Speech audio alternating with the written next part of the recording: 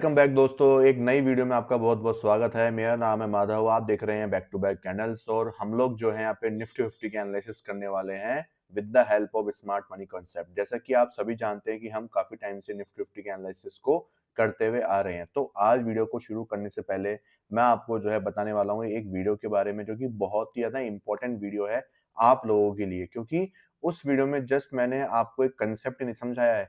वो जो कंसेप्ट है वो अपने आप में इतना बड़ा और इतना ज़्यादा शानदार है, जिसको मैंने खुद ने अपनी रियल लाइफ में अप्लाई किया हुआ है इन ट्रेडिंग जर्नी, और उसने जो है मेरी लाइफ को बदल के रखा है। तो मैं वो आप कंसेप्ट आपके साथ में मैंने शेयर किया है, जो कि इसके अंदर है power of compounding in stock market. ठीक है, ये कोई स्टॉक वगैरह में मैंने इसको अप्लाई करके नहीं बताया है, या फिर कोई क्या बोलते हैं, कोई अदर चीज़ नहीं बताया मैंने लॉन्ग टर्म पर्पस में, कि इसको कैसे अपन एक कैपिटल का एक अमाउंट लेके, कोई भी कैपिटल का जो कुछ भी अमाउंट फिक्स करके, उसको कैसे रिस्क मैनेजमेंट के थ्रू आप लोग काम में लेके, कैसे आप एक ईयर टू ईयर के बाद में अपने कैपिटल को कंपाउंडिंग होते हुए देखेंगे। ठीक है, और कंपाउंडिंग छोटी मोटी नहीं होगी, बहुत ही अच्छी खासी होगी। आपके कैपिटल के अकॉर्डिंग वो कंपाउंडिंग बहुत बड़ी होने वाली है।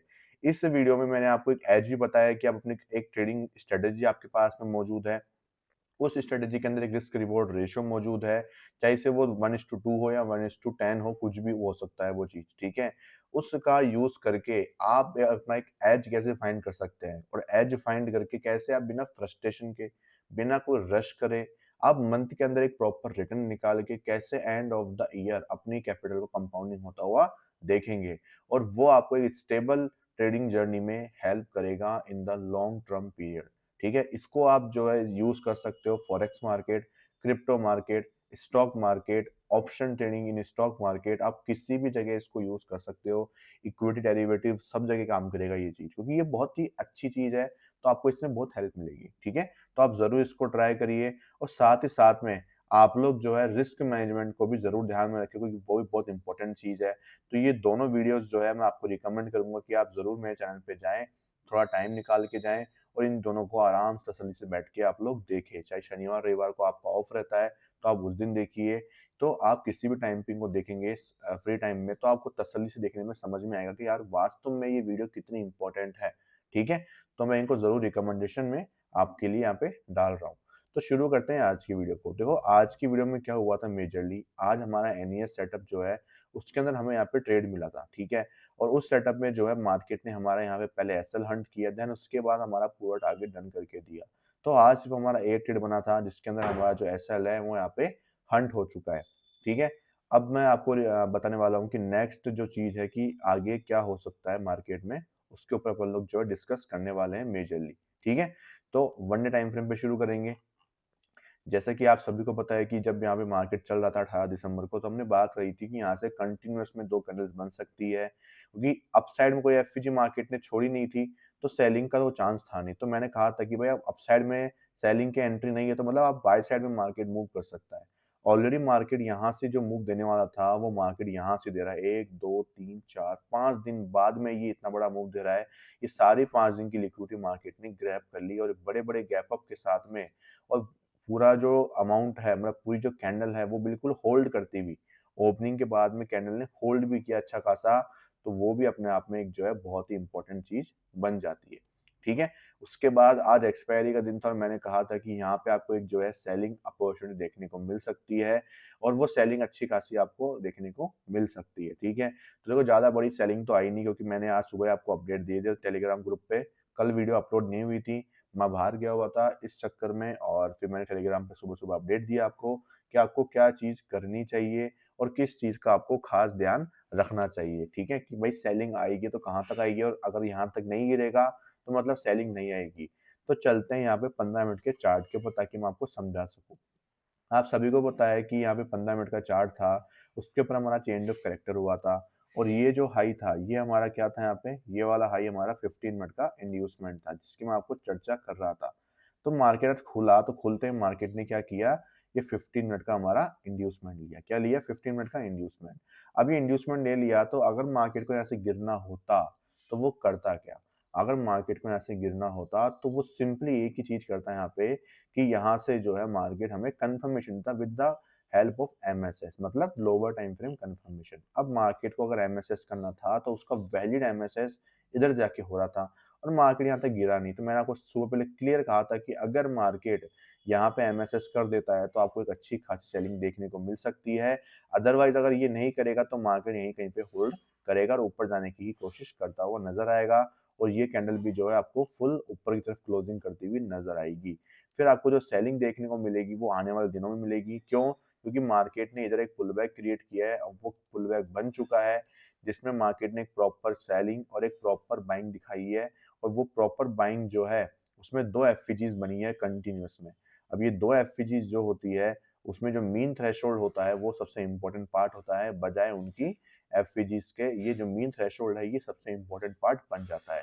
अब यहाँ पे जब प्राइस आएगी तो इसमें दो दो चीज होने वाली है। पहली चीज तो क्या कि मार्केट ने यहाँ पे जब लास्ट टाइम ईआरएल लिया था तो मार्केट को एक आईआरएल चाहिए था ऊपर या नीचे जाने के लिए, तो मार्केट के पास आईआरएल इधर था नहीं, इधर सारी आईआरएल ऑलरेडी यूज हो चुकी थी। तो मैंने कहा था कि मार्केट अपनी एक नई आईआरएल बनाने की कोशिश करेगा। मार्केट ने एक नई आईआरएल अपनी फॉर्म कर दी है, वो भी एक नहीं दो दो बनाई है, बट उससे कोई फर्क नहीं पड़ता। इसका जो मीन थ्रेशोल्ड है वो इंपॉर्टेंट है हमारे लिए यहाँ पे। तो अगर मार्केट इसमें डिप लगाएगा, डिप लगाने के बाद अगर ये लेवल सस्टेन कर गया, ध्यान रखना अगर ये लेवल सस्टेन कर जाता है, सस्टेन कर जाएगा तब तो यहाँ से बाइंग बाउंस बैक के रूप में दिखाई देगी। अगर ये सस्टेन नहीं करेगा तो यहाँ से एक शार्प सेलिंग आएगी और एक बहुत बड़ी कैंडल जो है आपको सेलिंग में टर्न होती हुई दिखाई दे सकती है। ध्यान रखना यहाँ पे अगर ये लेवल सस्टेन करेगा तो बाइंग फिर भी दिखाई देगी। अगर ये सस्टेन नहीं करता 25,980 का लेवल है ये आसपास का, ठीक है, 25,980 का लेवल अगर सस्टेन करता है तो वेल एंड गुड, नहीं करेगा तो आपको यहाँ से एक बड़ी कैंडल जो है, इतनी बड़ी कैंडल एक साथ देखने को भी मिल सकती है। और वो लेवल कहाँ तक जाएगा फिर उसके बाद ये जब ब्रेक होगा अब की बार तो सीधा मार्केट इधर तक जाने की कोशिश करेगा, जो कि 4 ओवर का हमारा इंड्यूसमेंट है इधर, ठीक है। तो इसलिए जो है ये लेवल बहुत क्रूशियल है आने वाले दिनों के लिए। ये कल का दिन भी हो सकता है, ये परसों का दिन भी हो सकता है, ये आने वाले इस वीक में किसी भी दिन में काम मार्केट में हो सकता है, ठीक है। तो आप लोग बिल्कुल ध्यान रखें, चौकन्ने रहें बिल्कुल। और आप ध्यान रखें, आपके माइंड में एक चीज होनी चाहिए कि जैसे ही मार्केट किसी भी दिन का लो ब्रेक करेगा, मान लो कि कल का दिन जो है अगर मार्केट इसका लो ब्रेक नहीं कर रहा है तो वहां पे बाइंग की ही पॉसिबिलिटी रहेगी पूरे दिन भर, ठीक है। जब तक किसी प्रीवियस डे का लो ब्रेक नहीं होगा तब तक आपको सेलिंग जो है बड़ी देखने को नहीं मिलेगी। तो इस चीज का बस ध्यान रखना है आपको कि सेलिंग के लिए आपको क्या करना है, सिर्फ और सिर्फ प्रीवियस डे का लो ब्रेक हो जाए वो ध्यान रखना है। जैसे वो ब्रेक होगा फिर आपके जितने भी लोअर टाइम फ्रेम के स्ट्रक्चर्स है 1 मिनट के, उनका आप यूज कर सकते हो, ठीक है। और फिलहाल तो वैसे ही प्राइस अपने बड़े टाइम फ्रेम के पीओवाई जोन पे आई हुई है ऑलरेडी। यहाँ पे एक मिनट, प्राइस अपने बड़े टाइम फ्रेम के पीओवाई जोन पे ऑलरेडी आई हुई है। अब बस हमें कंफर्मेशन की तलाश है यहाँ से।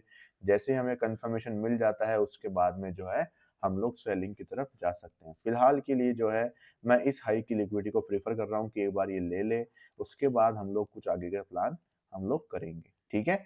तो यहाँ पे जो है ऑर्डर ब्लॉक जो है वो ऊपर बैठा हुआ है काफी, तो अभी तक तो उसको टैप नहीं किया है प्राइस ने। तो देयर शुड बी पॉसिबिलिटी कि मार्केट में भी एक बाइंग और आपको देखने को मिले, देन उसके बाद सेलिंग हिट करती हुई नजर आए, ठीक है। वो चीज है। तो मार्केट के पास क्या था कि आज इतना अच्छा दिन था, उससे अच्छा दिन कोई सा ही नहीं था मार्केट के लिए सेलिंग क्रिएट करने का। एक्सपायरी थी, प्रॉपर सेलिंग हो सकती थी, लेकिन मार्केट ने ऐसा नहीं किया। एक्सपायरी के दिन अगर मार्केट सेलिंग करने में होल्ड कर गया है, मतलब आप देखोगे एक्सपायरी में कोई बड़े मूव्स नहीं मिले हैं आपको आज के दिन पे। एक्सपायरी इतनी सूनी गई है, इतनी साइडवेज गई है, इसका क्या कारण है? इसका कारण सिंपल सा एक ही है कि बाकी के दिन में क्या मार्केट ट्रेंडिंग रहा होगा। तो आप लोग देख सकते हैं यहाँ पे थर्सडे, थर्सडे के बाद में फ्राइडे और मंडे भी अच्छे खासे मार्केट ने बूम यहाँ पे मूव्स दी है। उससे पहले यहाँ पे आप देखोगे लास्ट ट्यूसडे था, उसमें आई थी यहाँ पे।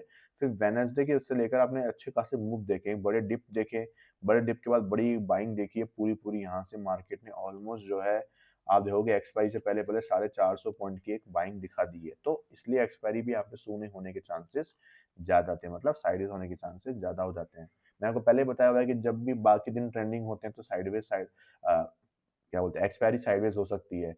और अगर बाकी दिन में ज्यादा मार्केट ने कंसोलिडेशन किया है तो एक्सपायरी में बड़ा मूव जो है आप लोग एक्सपेक्ट कर सकते हैं।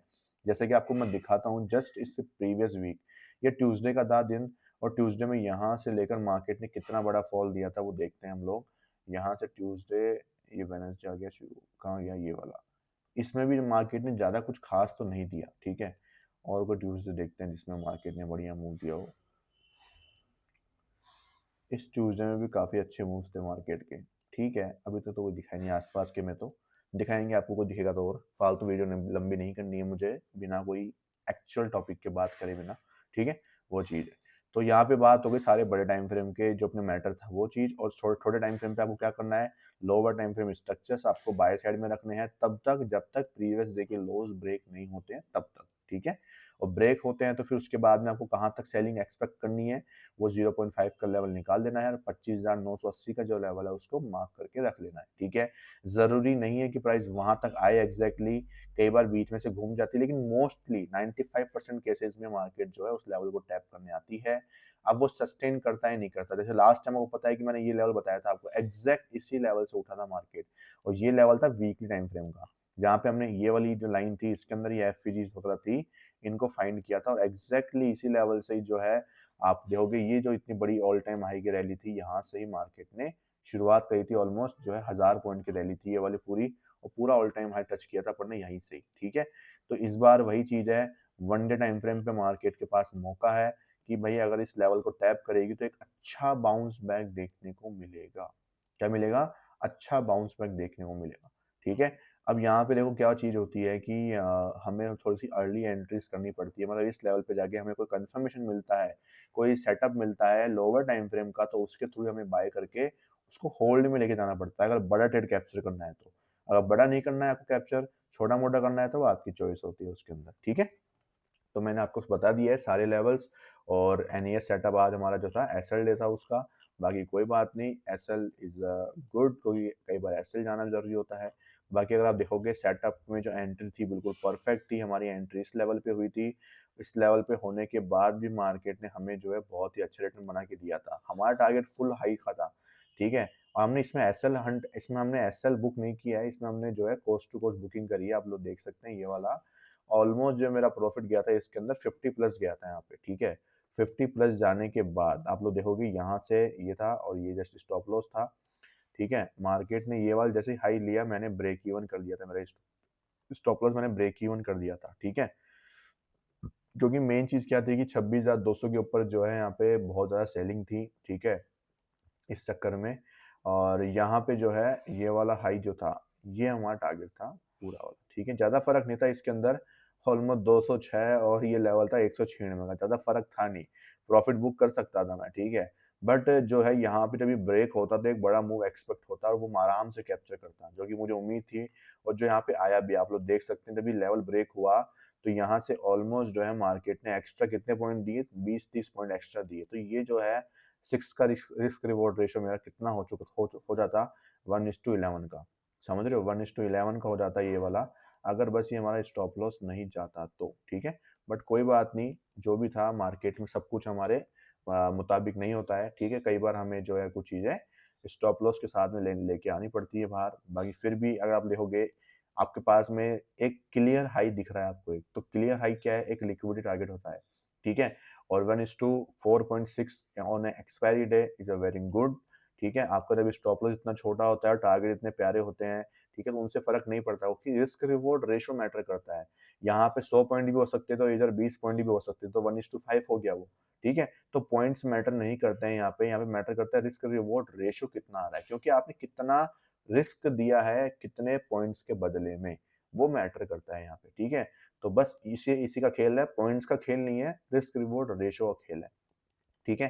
तो इसी को बोलते हैं एनईएस सेटअप, बहुत पावरफुल है और बहुत शानदार सेटअप है, ठीक है। अगर किसी को सीखना है तो आप ज़रूर मुझे डीएम करें, कमेंट बॉक्स में कमेंट कर सकते हैं, टेलीग्राम पे रीच आउट कर सकते हैं, और एसएमजी सीखनी है पूरी तो भी आप जो है आराम से सीख सकते हैं। नया साल शुरू करना है तो अच्छी जर्नी से शुरू करो, सीख के शुरू करो, बजाय आप जो है और लॉसेस देने के बजाय, ठीक है। सीख के करोगे तो देखो वो लॉस जो है वो जल्दी रिकवर हो जाएंगे, ठीक है। लेकिन अगर बिना सीखे आप जितनी कैपिटल बची है उसको भी लगा दोगे तो ना तो कुछ मिलेगा, ना कुछ और हाथ में आएगा, वो लॉसेस में ही जाता हुआ नजर आएगा, ठीक है। तो इससे अच्छा है कि अगर आपके कैपिटल में कुछ भी बचा है तो पहले सीखो उससे, कोशिश ये करो अपने माइंडसेट को समझाओ कि हाँ भाई पहले मैं सीखूंगा, थोड़ी प्रैक्टिस करूँगा, उसके बाद मैं मार्केट में वापस आऊँगा ज़रूर।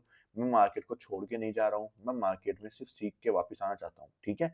तो ये चीज़ में दिमाग लगाओ और उसके बाद में अपना काम आगे करते रहो, ठीक है? थैंक यू सो मच, मिलते हैं कल की नई वीडियो में, तब तक के लिए वीडियो को लाइक करिए, दोस्तों के साथ में ज़रूर शेयर करिए और वीडियो पसंद आई हो तो एक प्यारा सा कमेंट भी कमेंट बॉक्स में पिन करिए। Thank you so much, bye bye.